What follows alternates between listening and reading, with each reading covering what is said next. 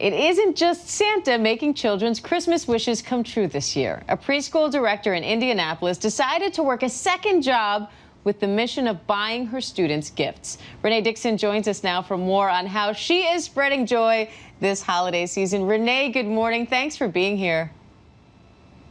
Good morning. How are you? I'm great, thanks, and even better now to be chatting with you. So walk us through this. You became an Uber and a Lyft driver to make some extra cash just to buy some Christmas gifts for all 50 of your students. What made you decide to do this? I've been doing it for 4 years, and this year was the hardest year ever because of COVID. And a lot of my parents, they lost their jobs, their hours were reduced, and some of them told me that they weren't going to have, their child wasn't going to have Christmas presents. And I'm like, oh, yes, your child will have Christmas presents. So I started back driving again, and every time I make $100, I go to Target, I buy more gifts. Every time I make $50, I buy more gifts. So I can start accumulating gifts throughout until Christmas Eve. So I wanted to make sure my students had gifts and their siblings had gifts. Now, I know that, first of all, I should reiterate what you just said. Not only did you buy these gifts for your students, but also to make sure their siblings also had gifts as well.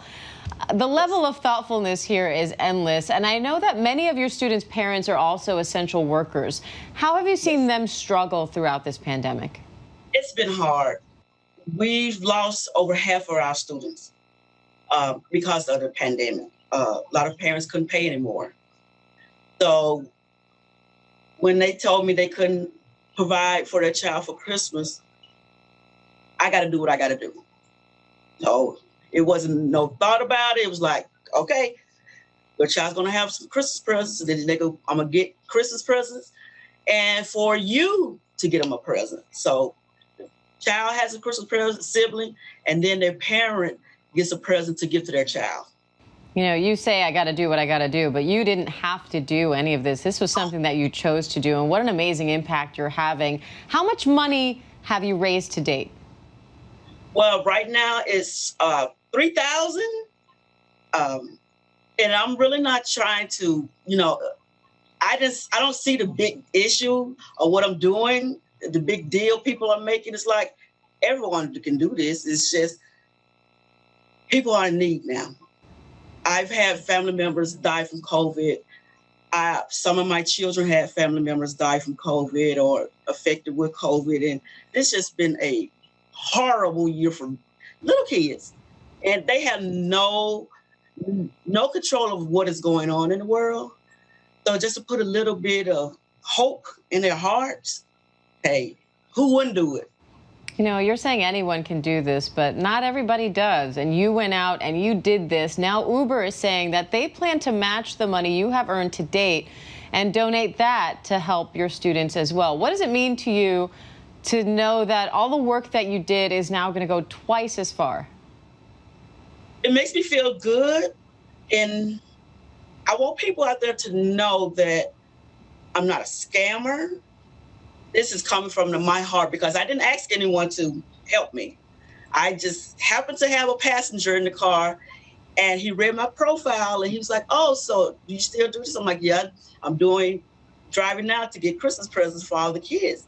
He's like, can I record us? I'm like, sure, no problem. And it started from there, and now it's here. So just let everybody know, also, being an early childhood educator, we are the last ones to be thought of. Elementary school, middle school, and high school, even college professors and teachers are always thought about.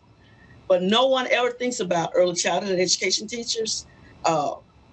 We are on the front lines with them of this pandemic. We're here when their parents have to go to work.